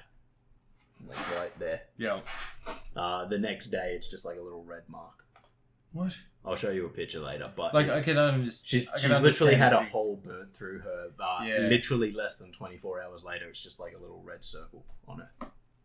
I could understand the whole cauterizing thing, but there's then damage to organs that are needed. Yeah. So Yeah. you know, being stabbed by lightsabers aren't fatal anymore, but we knew that from Kenobi. But more importantly, if you do get stabbed with a lightsaber, it'll, the next day you'll just have a little red circle there. It's fine. Oh, okay. Yeah. You know, I don't know. no I don't hole know anymore? why all of these Skywalkers had to get replacement limbs. They should have just, kept their hands. Really should have been perfectly fine. Well, no, they wouldn't have been able to find Luke's. No, true. They did drop somewhere else, so that makes sense. But like considering that this is like a weapon that we've seen like take the Chosen One's arms, legs, his son's hand, Killed a master. killed many masters, cut off Actually, that guy's yes, arm in the Mos Eisley Cantina. Yeah. Yeah, now you get stabbed with a lightsaber, you're fine. Yeah. Oh, you miraculously missed all the vital organs. It's a minor inconvenience these days. Yes. Which Watch him throw down the side of things. I was like, oh yeah, but their biology's not the same as ours, so there's actually nothing there to. But so there's that. So she gets stabbed literally the next day. It's like literally the next day in the next episode. At one point, she looks at it and it's like I said, just a little red mark. Kind of like if you were to get. Can Ahsoka secretly force heal and we didn't know about it? No, she's in a hospital, Chris. So hospitals in there full of the force healers. Yeah. Yeah, obviously. Yeah. So that happens. Another character from The Mandalorian comes back, and she's a Dathomir witch. And that's only important because later in the second episode... Later Mandalorian or earlier? The one he gets the spear off. Cool. Well, I haven't seen that yet. I was wondering why I hadn't. It's like episode... It's like the first season, isn't it? Is it? Might be the second season. Might be third. I don't fucking know. I don't watch it. Yeah, I'd have But it's the one he gets the Beskar spear off, which he then uses to fight the Darksaber. Okay, then that would have been second season because I did actually watch that, but I don't recall it. It's the first time he meets Ahsoka. Is okay. Then the lady with the spear hires him to go kill Ahsoka. Okay, and then he ends up helping her. Once again, I haven't paid enough attention to these because they haven't kept my attention. Sorry, you probably haven't missed a lot. But anyway, so she's back. She's a Dathomirian witch. Another Jedi who survived the Purge. Because Disney just goes, that's their new favourite thing. Shit, we need someone with a lightsaber. Another Jedi survived the Purge. Turns out, Order 66 was not as successful as they made it out to be originally. Because they found one in Kenobi, and he told him to bury his lightsaber, and then that still screwed up. Well, there were two in Kenobi. Oh, that's right, there were two. Yeah, that's right. Not to mention the other Inquisitors. It's more like four, but whatever. At this point, doesn't matter because if Disney go, oh shit, we need a Force wielder. Yeah, it's just someone who survived Order 66. It's not a big deal. Not a new person. Someone who survived. Yeah. Sweet. How many people are surviving Order 66 now? Palpatine's biggest success wasn't as successful as we thought. No. But we thought there was one person who survived initially. Two. Yoda and Luke. Oh, that's right. Yeah. Yoda and Obi-Wan were the two original survivors. Yeah. There were others in the stories that came later. Yeah. But, originally it was two. Then it was like a handful. Now we're at a point where it's like, Disney need a new character. Jedi who survived Order 66. Shit, why did they ever disband the Order? They literally, enough of them survived to strike back. They did. They could have just gone and fucking done it. They just kept searching. So, where was another Jedi who survived. Yeah. Takes the Magic MacGuffin map to a place. Yeah. The Dathomirian witch is there again. Only important because she uses the green magic that the Dathomirian witches use. Okay, yes, yeah. That literally, in canon again, is the equal of the planet Dathomir. Yes. That's why they have the green misty magic. Yes. She uses it on a planet that is not Dathomir. Again. she's like take a sample from the planet or something. Fuck Like, if I know. because it's constantly around her belt or something. She can use it. Fucking knows. Look, as I said, I'm just kind of like, so Potholes. Woo. we're just now it's just like Star Wars lore, the lore that we've made, the lore that Disney decided to keep is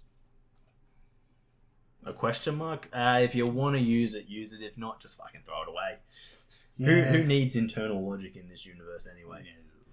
In a universe that had it was fun. But yeah, so I'm just kind of like, people are like, oh, Ahsoka will be Dave Filoni's first foray into live action, but he's done good so far. And I'm like, actually, I've seen a few people who've like actually not just looked at his work and gone, it's good, and actually been critical about it and said, this is bad and here's why. This is bad and here's why. Here are the same tropes played over and over again. And I've gone, oh wow, you're actually correct about that. Fuck. So I don't think Ahsoka's going to be much good, I'm upset to say. Yeah. One, Possibly. because again, I'll look into it. give it a at some watch. point. I hope to be proven wrong, but I might wait till a little bit. I Longer. can't foresee it being good when in the first 2 episodes they've just kind of gone crazy. And in the classic Disney way, it's like, here's a shot of what's likely to be merchandising. Oh, a little cat monster thing that would look great as a plushie. There's a nice clean camera shot of that so that you can get yours for Christmas. fucking hell. I think the last thing that I want to kind of brush up on before doing our sign off is still about Star Wars. Okay. It's kind of a meme that I saw the other day. Yep. But I thought I would like to sending me. No, I didn't send it to you because I'm pretty sure you've already seen it. But I kind of, when I saw the meme, I started laughing because I realized just how funny it actually was. So, first thing I need to get off my chest about this is that Luke's first lightsaber. Yes. The blue one. Yep. Whose lightsaber is that? His first one? Yep. Fuck, I can't remember. Okay, so It's been... Fuck, here's the thing. It's currently being sold under the title Rey's lightsaber. Wrong. It was originally called Luke's lightsaber. Very wrong. It is Anakin's lightsaber. Wait, why was I thinking of the wrong person? Yeah, no. If I had it is given to Luke by Obi-Wan, who's like, this is your father's weapon. Oh, you literally said Luke's first lightsaber, and I'm here thinking like Obi-Wan's lightsaber. No. What the fuck are you on about? I don't know who his first lightsaber was. Fuck's sake. Luke's first lightsaber is Anakin's lightsaber. Yeah. The one taken from Mustafar. Yes. Now this is important for a reason, right? When he first gives it to him, Obi-Wan gives him the spiel. It's an elegant weapon from a much more civilized time. Jedi, blah, blah, blah. Yep. Super good. You should use that. And then Rey gets it, and now suddenly everyone's like, but it's Rey's lightsaber. It's like, no, it's Anakin's lightsaber. Yep. It was made by him, used by Luke and Rey and Finn, and I don't know, a few other people along the way. Yeah, apparently. But it doesn't matter whoever's used it. The person who built it, the person it was made for, is Anakin. Yeah. But what I found super funny was pretty much the meme was like Rey sitting there going, it's my lightsaber, and Luke was like, no, it's my lightsaber. And then it was Ghost Anakin being like, the Youngling Slayer 9000. I went, oh yeah. That's right. Oh yeah. Obi-Wan kind of missed that in his whole spiel to Luke. Yeah, that's an elegant weapon from a much more civilized time. And that one in particular was used to kill a lot of Jedi younglings. So much of their blood is... Okay. The hilt's probably still a little bit slick with it. I hadn't seen that one, but that is gold. I love that. Yeah, so I'm sitting there pissing myself laughing because I'm like, oh yeah, that's kind of the whole thing about Luke's original lightsaber and the lightsaber that came to mean so much to the good guys. That is literally the lightsaber that was used to cut down all the Jedi younglings. That's amazing. I love Just chopping them down. And I was like, oh man, Obi-Wan really buried the lead on that one. Yeah. I think you wanted to hide that one. There's a little bit of smut on the end of it. Oh yeah, just wipe that off, please, and just shit. Don't mention how many Jedi it's killed.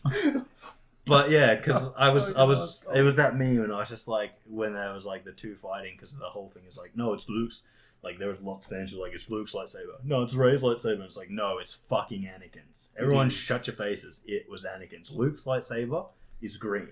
Rey's lightsaber is the gold one she has at the end. Yes. That's their lightsabers. It was made by them for them. The blue one that every hero in the has used is Anakin's lightsaber. Yes. And that is the same lightsaber that was taken from Mustafa after he slaughtered all the Jedi with it.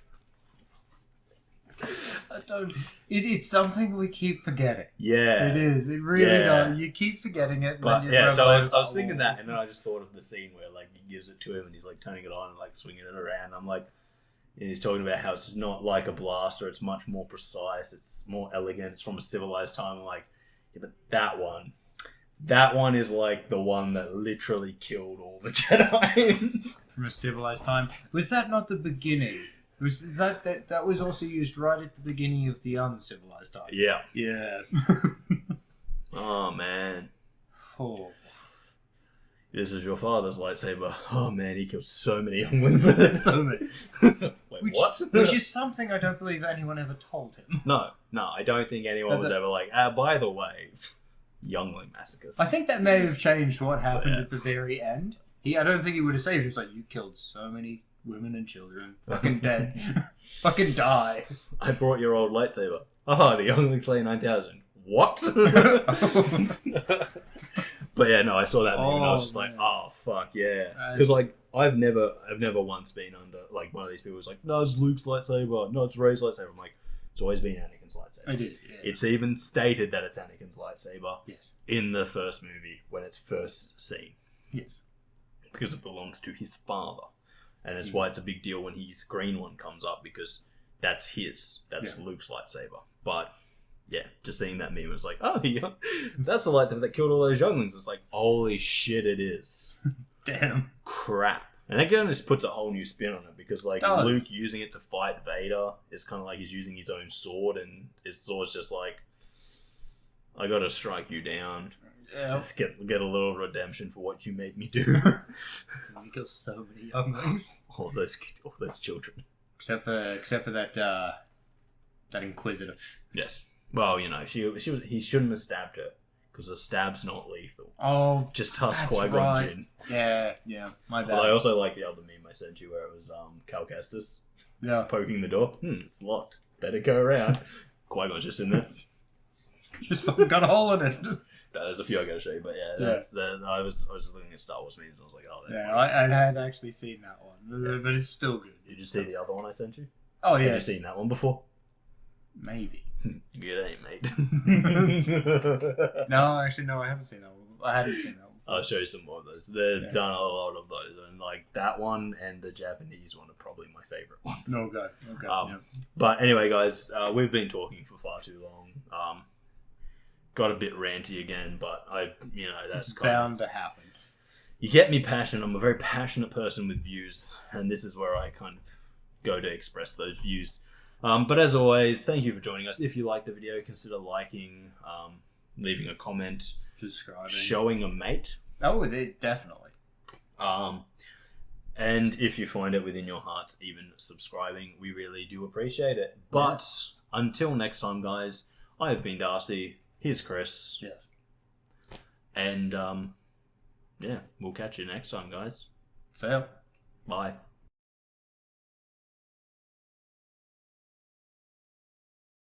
Okay. It's a big one today, Kris. Lots of stuff to do. Oh, lots of stuff. Oh my god, get used up as well. Oh, that's right, yes. Get used to stuff. I thought you meant in the podcast. I'm like, oh, fuck, okay. No.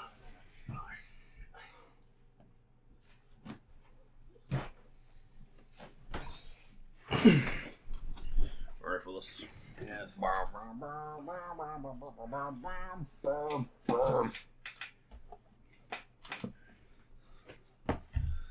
It's packed tightly. That's one bag of stuff. That's two bags of stuff. You need both of those. That one. Oops. That one. Yeah. And that's what each player gets. Jesus. Okay. Fuck. Well, wait. There's more. Ready? Once you pop this open, there we go. But wait. Gold little energon cubes as well. Oh, fuck, okay. There's 4 space stations. So many little fighters. 2 large ships. And 4 smaller ships. Right? Okay. But wait, there's more. Oh. See, that's only the first 2 layers, Chris. It's only the first 2 layers of the packing.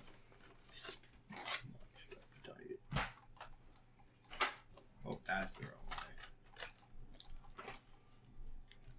Okay.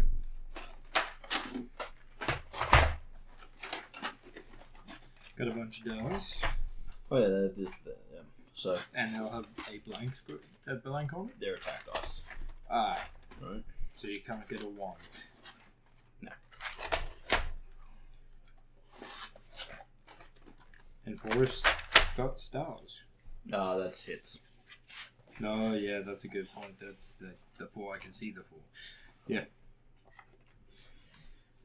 Then you've got the board. No. Damn, there's more. Just take that. Hold that for me. I'll put this back in there. Alright. So see how you got your ships here? Yes. So Terran Federation. that's just each one has a human and a non-human. Yeah, I figured. So this ship has a 1 hull. So it can take 1 damage. Okay. And so like this ship can only do a maximum of 1 damage. But that thing there is full of upgrades that you can buy and put on your ships. So you can end up with you can end up with the annihilation cannons, which are possible 4 damage. Nice. And that's when you start using the red dice. That's when you start Okay. using the red dice. Yeah. But there's red, blue, orange, and yellow weapons. Okay. And you fire those weapons depending on what you've got. There's actually, you ready for this? This is how you can tell it is a massive game. There's instructions on how to pack your box so that it all fits.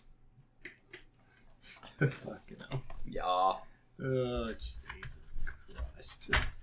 That's how you know it's a big game, Chris. Yeah, no, that's... When you need instructions to tell you, this is how you pack the box. Or else it's not going to fit properly. Yeah, I think there are like 8 turns in the game, so it's not actually that long. It's just quite complicated. Which is why the turns can take a decent amount of time, I assume. Not really. There's only like 6 actions you can Bad. take. That's the technologies. So each turn you draw out technology and place it in here. So it's like, oh, that goes in this one. See, little cog machine. Yeah. And it's like, oh, so on your turn for 8 parts, you can buy advanced robotics, which gives you a +1 of these little mellows. And then, so that's how you advance your technology. You buy it from here. And then in this one is the victory points. So whenever you do something that awards you a victory point, you put your hand in the bag, pull out a victory point. That one's a 3. Oh, so you get different amounts. That's a 1. I think the highest is a 4, but it's like I think So- there's only so like does that mean you 2 can- 4s in there. So I'm assuming the game, winning games based on the victory points? Oh yeah. So you So you get could, victory you could points. get the most victory points and still fucking lose. No, you could definitely have more victory points and like more victory shields Yeah, that's what I meant by and it. lose because there you go. There's like 2 of those in there. Yeah. If you draw one of those and you draw those for actions, but like nearly everything you do has victory points attached to it. So like if you okay. go exploring, there's discovery tiles in the bottom sheet, and those discovery tiles have victory points attached to them. So Okay. if you discover, like, they're also the only way to get like some of those discovery tiles are like ancient weapons and stuff. So like Yeah. stuff that makes the stuff in that box that you had with all the technologies Some of the stuff that you can get by discovering, there's only one of them. And if you find it, it's like, oh yeah, this makes the best one that you can buy look like crap.